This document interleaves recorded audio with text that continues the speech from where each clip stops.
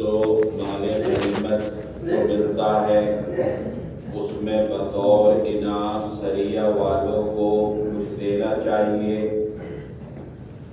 عام طور پر معمول یہ تھا اور متعدد مرتبہ ایسا ہوا بھی کہ بڑے لشکر کو کسی علاقے کی طرف کسی بڑی مہم کے لیے بھیجا گیا، لیکن وہاں پہنچنے سے پہلے ضرورت کی وجہ سے چند افراد کا دستہ بنا کر کسی علاقے میں بھیجا گیا، تو بڑے لشکر میں سے چند افراد کے چھوٹی ٹکڑی کو، چھوٹی جماعت کو کسی خاص علاقے میں بھیج دینا یہ سریہ کہلاتا ہے۔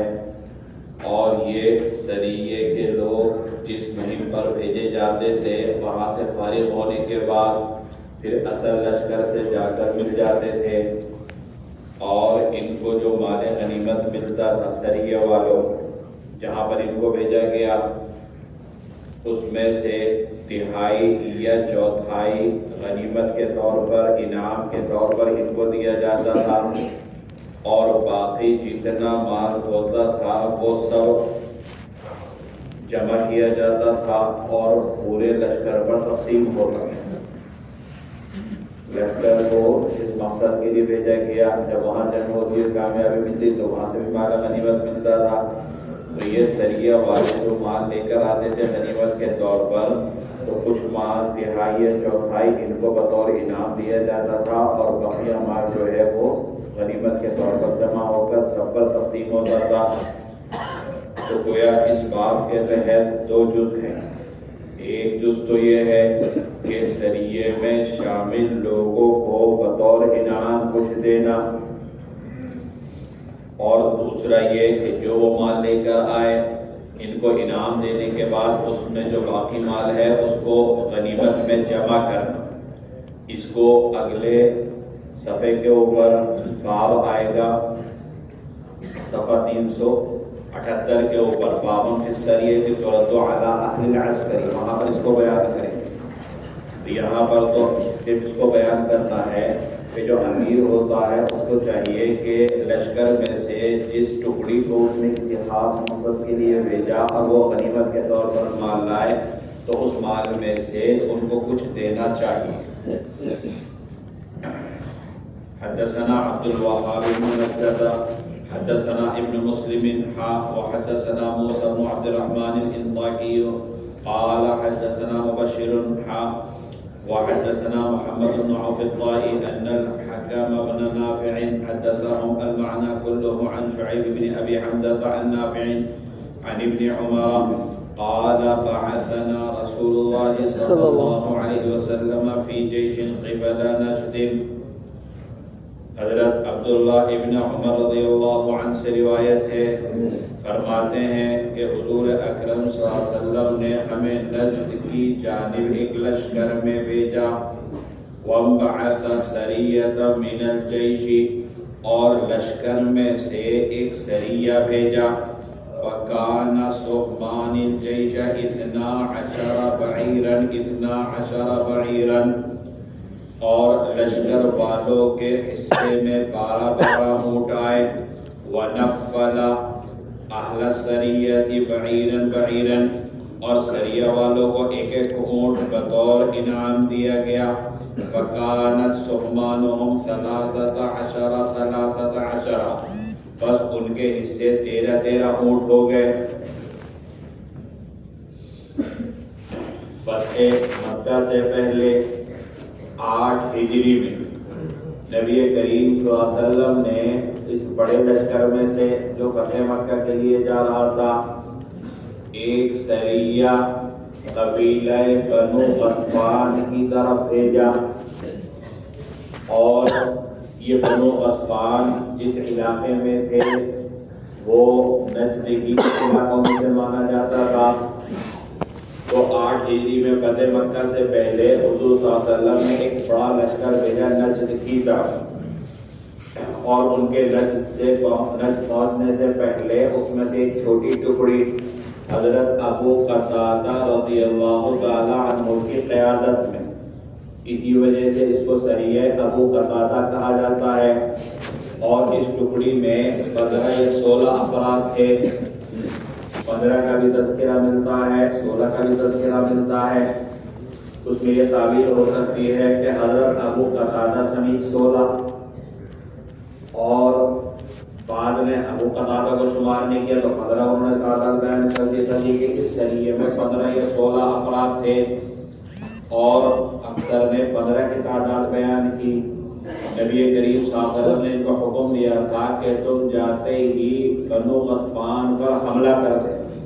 चुनांचे ऐसा ही उन्होंने किया, उनके सरदार मारे गए। उस मौके पर तकरीबन 200 ऊंट और 8000 बकरियां, 200 ऊंट और 8000 बकरियां गनीमत के तौर पर इस सरिये को हासिल हुई। अब इस रिवायत के अंदर यह है कि हुजूर अकरम सल्लल्लाहु अलैहि वसल्लम ने ये जो गनीमत मिला इसको लश्कर वालों पर तकसीम किया।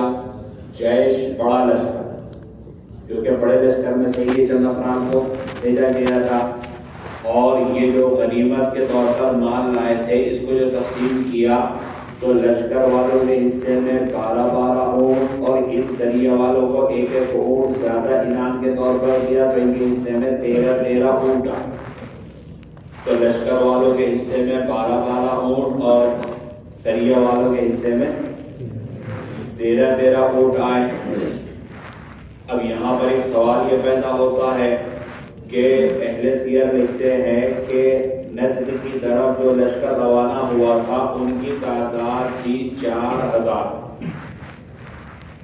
और 15 ये थे, तो गोया कुल तादाद हुई 4015। और इस सरिये को जो ऊंट मिले वो कितने थे? 200। अगर 200 को 4015 पर तकसीम किया जाए तो 12-12 कैसे हिस्से में आ सकते हैं? 200 ऊंट 4000 से ज्यादा लोगों पर तकसीम करें, एक में बहुत सारे शरीक हो जाएंगे। और यहाँ ये कि 12-12 हिस्से में आए तो कैसे मुमकिन है? सवाल पैदा होता नहीं होता? उसका जवाब ये है कि यहाँ जो बयान किया गया कि हर एक के हिस्से में 12-12 और जो सरिया थे उनके हिस्से में 13-13 ऊंट आए, यहाँ पर सिर्फ वो गनीमत मुराद नहीं है कि जो सरिया वालों को भी नजद में भी फतह हुई, जहाँ असल लश्कर गया था वहां से भी गनीमत के तौर पर बहुत सारे ऊंट वगैरह हासिल हुए।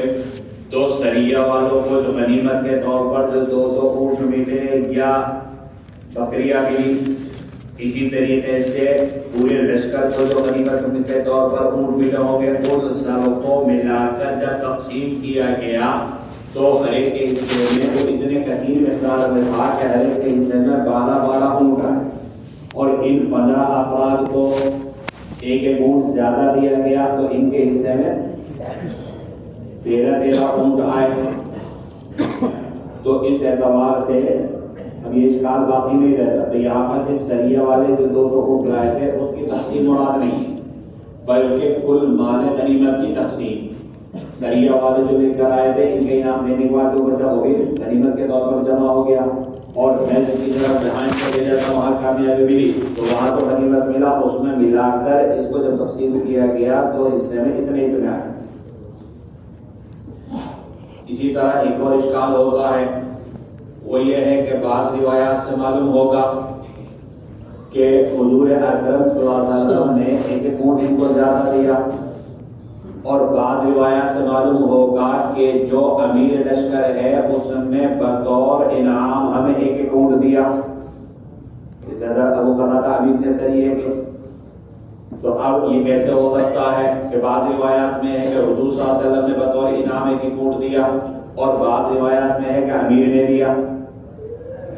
उसका जवाब ये है, जैसे कि रिवायात आगे आएंगी और उससे समझ में आएगा कि असल में इनाम जो दिया था अमीर ने दी, लेकिन जब हुजूर सल्लल्लाहु अलैहि वसल्लम को बतलाया गया, जब माली गनीमत की तकसीम हुई कुल माल की, तो आप बतलाएगा भाई एक ऊंट इनको मिल चुका है।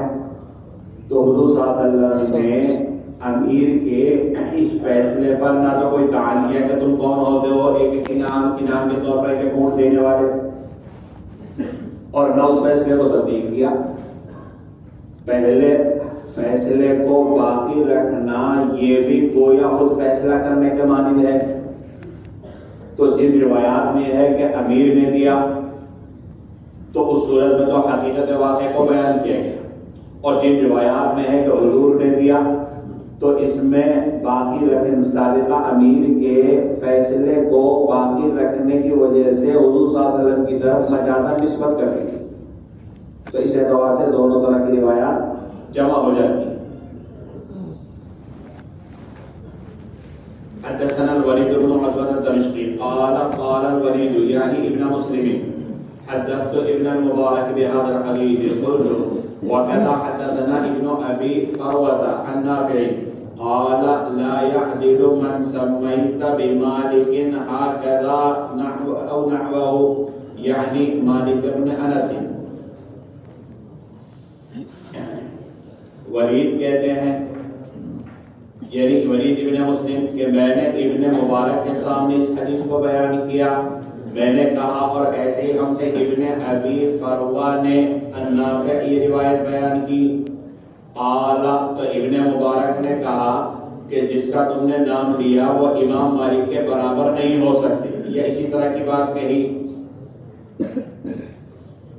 یہاں پر ابو داؤد اس سند کے ساتھ یہ روایت لا کر ایک اہم بات کی طرف اشارہ کر رہے ہیں، اور وہ یہ ہے کہ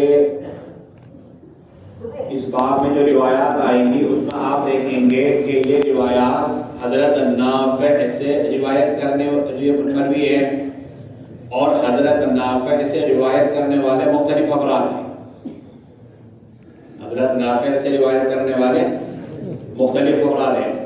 پہلی سند جو ابھی آپ کے سامنے آئی اس میں آپ دیکھیں عبد الوہاب ابن نجدہ حدثنا ابن مسلم، یہاں ابن مسلم سے مراد ہے ولید ابن مسلم۔ یہ ولید ابن مسلم یہ شعیب ابن ابی حمزہ سے روایت کرتے ہیں، اور شعیب ابن ابی حمزہ نافع سے روایت کرتے ہیں۔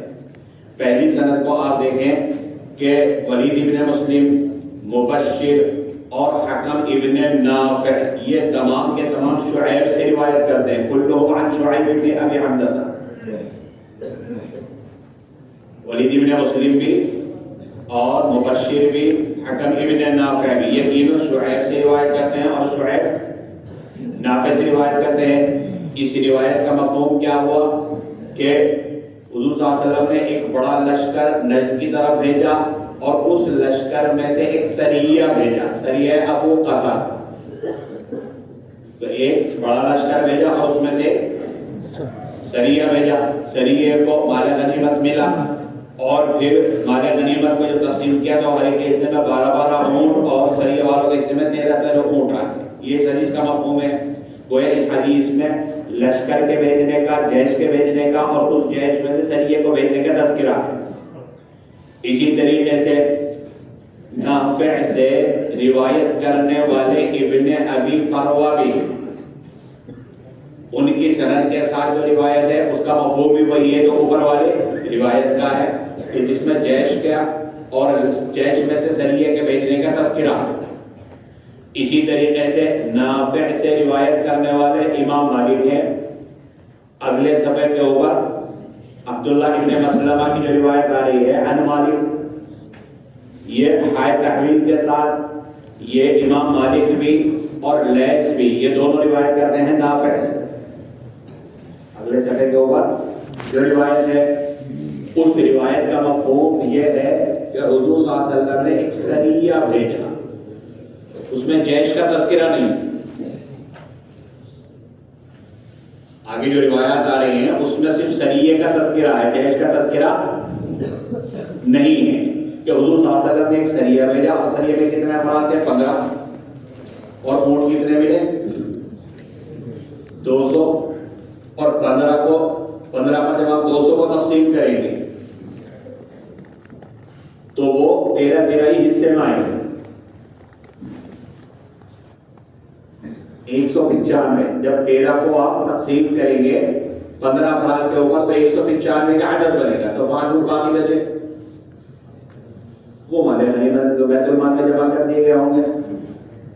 تو اگر یہ کہ آگے بھی روایت آ رہی ہے، اس میں جیش کا تذکرہ نہیں بلکہ صرف سریے کا تذکرہ ہے، تو یہاں پر ابو داؤد کی سند کے ساتھ لا کر بیان کرتے ہیں کہ ولید ابن مسلم نے ابن مبارک سے بیان کیا، ولید ابن مسلم نے ابن مبارک سے بیان کیا اور کہا کہ میں نے اپنے استاد شعیب سے روایت بیان کی، اور اس روایت کے اندر کیا ہے، جیش کا بھی تذکرہ ہے اور سریہ کا بھی، اور انہوں نے ابن مبارک سے کہا کہ اسی طرح کی روایت مجھے ابن ابی فروہ، وہ بھی میرے استاد ہیں، انہوں نے بھی یہ روایت نافع سے بیان کی ہے، اس میں بھی اسی کا تذکرہ ہے کہ جیش اور جیش میں سے سریہ کو بھیجا، اور پھر لشکر والوں کے حصے میں 12 اور سریہ والوں کے حصے میں 13 اونٹ آئے۔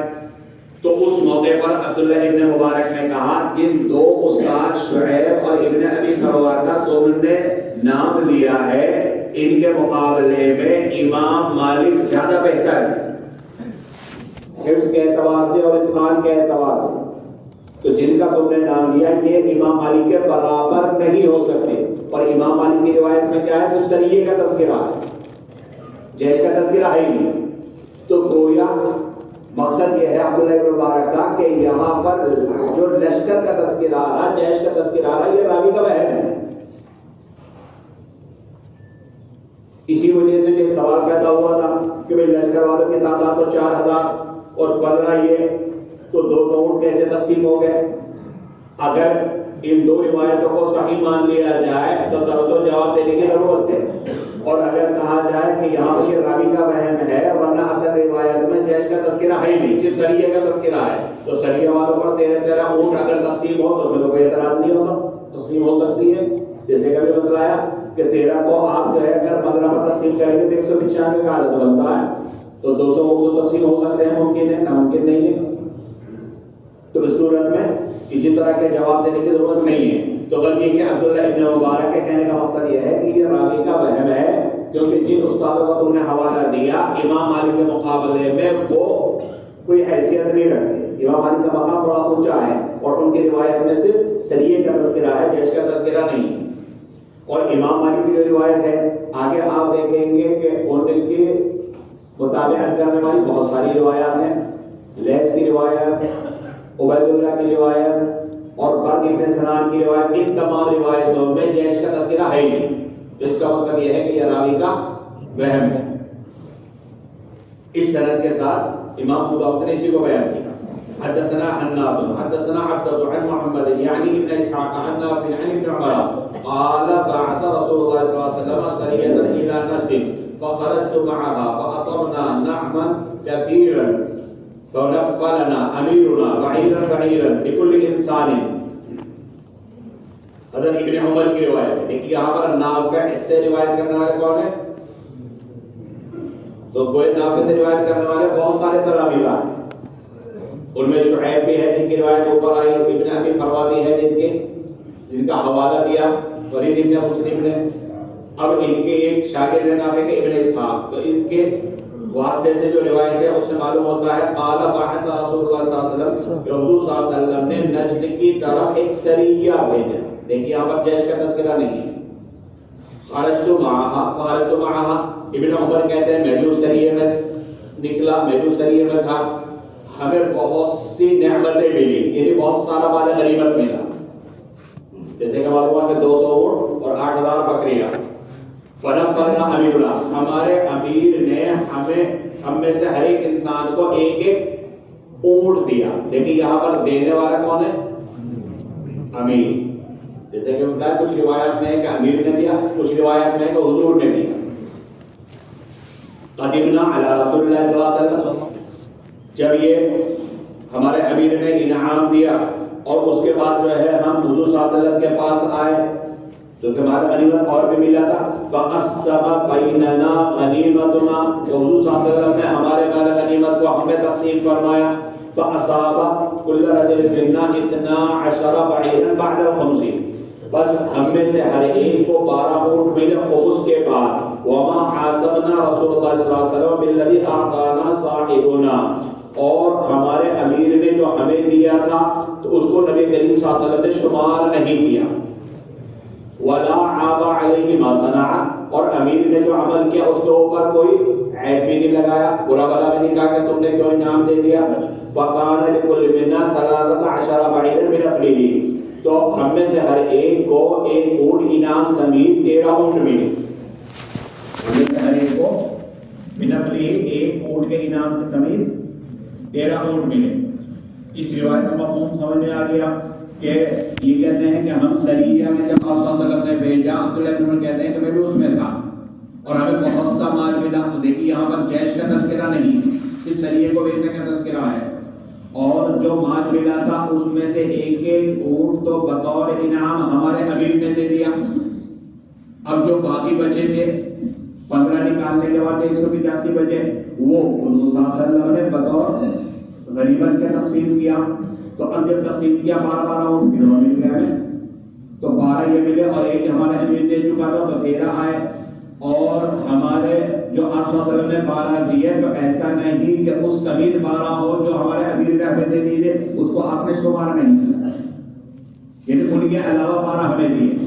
اور جو ہمارے امیر نے عمل کیا کہ ہمیں ایک ایک اونٹ انعام کے طور پر دے دیا، تو اس پر کوئی عیب بھی نہیں لگایا کہ تو نے ایسا کیوں کیا، اس کو برا بھلا کہا کہ ایسا نہیں کرنا چاہیے تھا.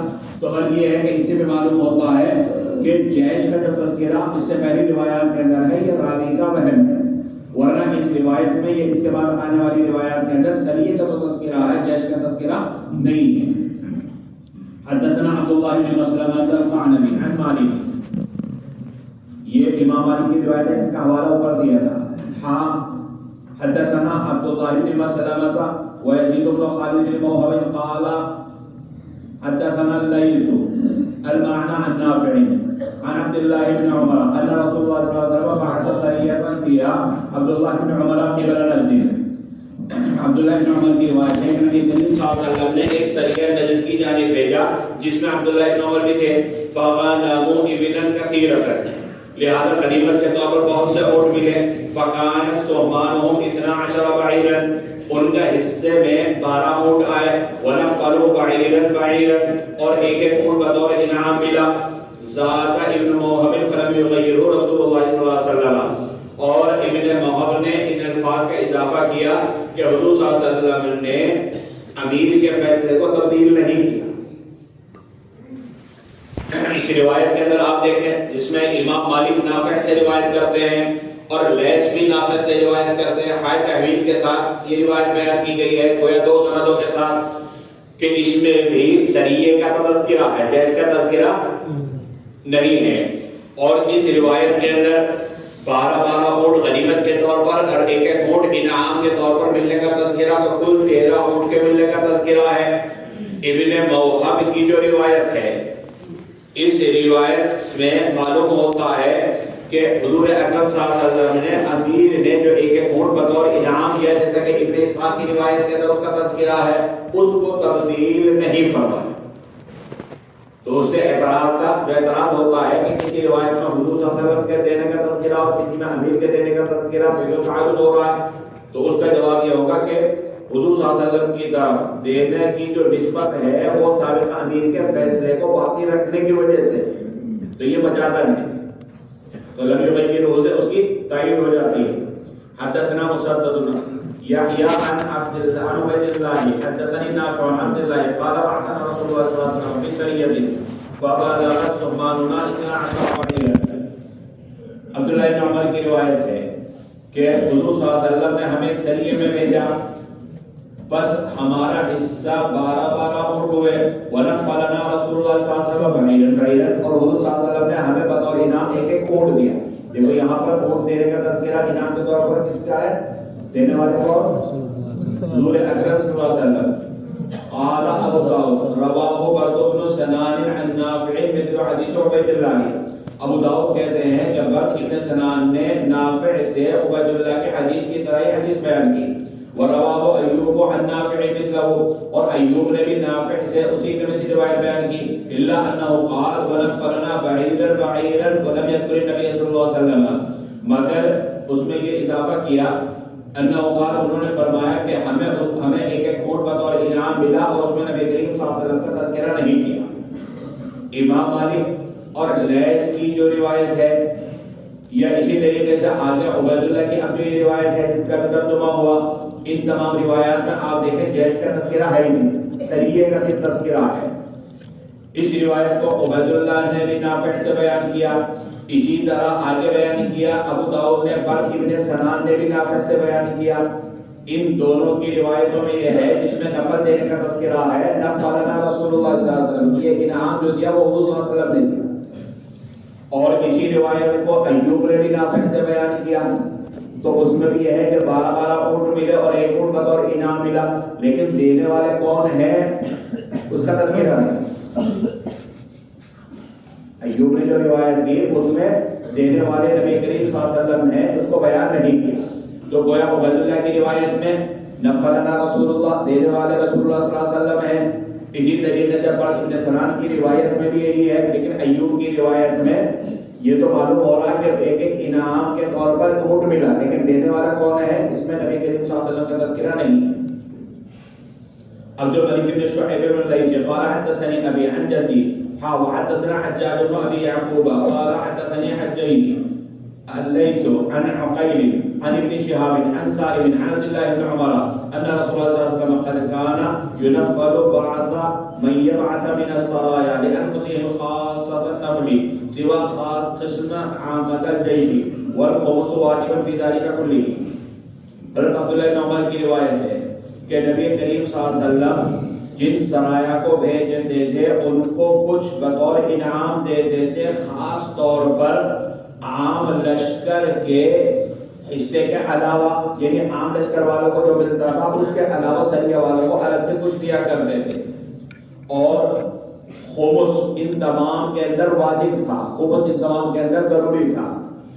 اس روایت سے معلوم ہوتا ہے کہ سریہ والوں کو بطور انعام دینا یہ نبی کریم صلی اللہ علیہ وسلم سے ثابت ہے۔ یہ عام لشکر والوں کو جو غنیمت کے طور پر حصہ ملتا تھا، سریہ والوں کو اس کے علاوہ مزید انعام کے طور پر آپ صلی اللہ علیہ وسلم دیتے تھے۔ لیکن اس روایت سے معلوم ہوتا ہے کہ یہ دینا خمس کے بعد ہوتا تھا، یعنی مال غنیمت میں سے پہلے 5واں حصہ نکالا جاتا تھا اور پھر جو بقیہ 4 حصے بچتے تھے اس میں سے بطور نفل دیا جاتا تھا۔ امام ابو حنیفہ فرماتے ہیں کہ اگر امیر نے اعلان کر دیا کہ بطور نفل یہ خمس نکالنے کے بعد دیا جائے گا تو خمس نکالنے کے بعد بقیہ مال غنیمت میں سے دیا جائے گا، اور اگر امیر نے اعلان نہیں کیا تو پھر خمس نکالنے سے پہلے ہی مال غنیمت میں سے دیا جائے گا، اور بقیہ ائمہ کے یہاں اس میں سے پہلے خمس نکالا جائے گا اور خمس نکالنے کے بعد جو 4 حصے بچیں گے اس میں سے بطور نفل دیا جائے گا۔ حدثنا احمد بن صالح قال حدثنا عبد الله بن وهب حدثنا قيم عن ابي عبد الرحمن الحبلي عن عبد الله بن عمرو ان رسول الله صلى الله عليه وسلم خرج يوم بدر في 315۔ حضرت عبداللہ بن عمر کی روایت ہے کہ نبی کریم صلی اللہ علیہ وسلم بدر کے دن 315 صحابہ کے ساتھ نکلے۔ فقال رسول اللہ صلی اللہ علیہ وسلم اللهم انهم حفاة فاحملهم۔ حضور صلی اللہ علیہ وسلم نے دعا فرمائی کہ اے اللہ یہ لوگ برہنہ ہیں، یعنی ان کے پاس اتنا کپڑا نہیں کہ اپنے بدن کو چھپا سکیں، تو اے اللہ ان کو فاحملهم کپڑے عطا فرما، یعنی ان کے برہنے پن کو ختم فرما۔ اللهم انهم عراة فاقسهم، اے اللہ یہ لوگ پیدل ہیں، اللہم انہم حفاة، اے اللہ یہ لوگ پیدل ہیں ان کو سواری عطا فرما، یہ لوگ برہنہ ہیں تو ان کو کپڑے عطا فرما۔ اللہم انہم جیاع، اے اللہ یہ لوگ بھوکے ہیں، فاشبعہم، تو اے اللہ ان کو سیرابی عطا فرما۔ ففتح اللہ لہ یوم بدر، اللہ نے بدر کے دن ایمان والوں کو فتح عطا فرمائی۔ فانقلبوا حین انقلبوا، لہذا وہ واپس لوٹے اس حال میں کہ ان میں سے ہر ایک کے پاس وما منهم رجل الا وقد رجع بحمل بجبل او بجبلين، کہ اس کے پاس یا تو ایک اونٹ تھا یا 2 اونٹ۔ اسی طریقے سے وقت سو، اور وہ سب کپڑے پہنے ہوئے تھے، وشبعوا، اور سیراب تھے، یعنی کھانے کے اسباب تھے اور کپڑے وغیرہ ان کے پاس موجود تھے۔ یہاں پر غزوہ بدر کا واقعہ بیان کیا اور اس میں مسلمانوں کی جو تنگی تھی اس کو بیان کیا. اسی وجہ سے حضور صلی اللہ علیہ وسلم نے دعا فرمائی تھی کہ اے اللہ ان کے پاس سواری کا انتظام نہیں تو سواری کا انتظام فرما دیجئے. اے اللہ ان کے پاس پہننے کو وافر مقدار میں کپڑے نہیں تو پہننے کے لیے کپڑے عطا فرما دیجئے. کھانے پینے کا وافر مقدار میں سامان نہیں تو اللہ اس کے لیے عطا فرما دیجئے. چنانچہ جب یہ کامیابی اللہ نے عطا فرمائی تو کفار کا اتنا مال ملا کہ کوئی بھی مجاہد ایسا نہیں تھا کہ جس کے پاس 1 یا 2 اونٹ نہ ہو. کیوں؟ اس لیے کہ جب یہ گئے تھے تو ان کے پاس صرف 2 گھوڑے اور 70 اونٹ تھے. اور کفار جو 1000 کی تعداد میں تھے اور بھی مختلف تعداد کے اعتبار سے روایات ہیں ان کے پاس 100 تو گھوڑے ہی تھے اور 700 اونٹ تھے. تو جب یہ واپس آئے تو ان 313 کے پاس اب ظاہر بات ہے 700 اونٹ کو آپ تقسیم کر لیں. کسی کے پاس 1 اونٹ, کسی کے پاس 2 اونٹ اور کسی کے پاس 3 اونٹ. اسی طریقے سے کپڑے بھی وافر مقدار میں ملے اور کھانے پینے کا سامان بھی وافر مقدار میں ملا. تو نبی کریم صلی اللہ علیہ وسلم کی دعا کو قبول فرماتے ہوئے اللہ تبارک و تعالیٰ نے ساری چیزیں عطا فرمائیں. یہاں پر اس روایت کے اندر بدرین کی تعداد کے بارے میں بیان کیا کہ وہ 315 مختلف روایات ہیں. 313 کی بھی ہیں, 314 کی بھی ہیں, 315 کی بھی ہیں, 317 کی بھی ہیں اور 319 کی بھی ہیں. حافظ ابن حجر نے بیان کیا کہ تعداد تو 305 یا 306 تھی اور 8 وہ تھے کہ جن کو حضور صلی اللہ علیہ وسلم نے مال غنیمت میں حصہ دیا. جیسے حضرت عثمان رضی اللہ عنہ بھی انہی میں سے ایک تھے. تو غزوے کے 8 وہ جن کو مال غنیمت میں حصہ دیا. تو 305 اور 8 313 یا اگر 306 تھے تو 306 اور 8 314 تعداد ہوتی ہے. جو اور تعداد ہے اس کے بارے میں بھی تعویل کی گئی اور وہ یہ تعویل کی گئی کہ اس میں کچھ وہ بھی تھے جو بچے تھے جیسے حضرت انس رضی اللہ تعالیٰ عنہ. تو جن لوگوں نے ان بچوں کو شمار کیا تو انہوں نے تعداد زیادہ بیان کر دی اور جنہوں نے ان کو شمار نہیں کیا تو انہوں نے کم والی تعداد بیان کی. کسی نے 313 اور کسی نے 314.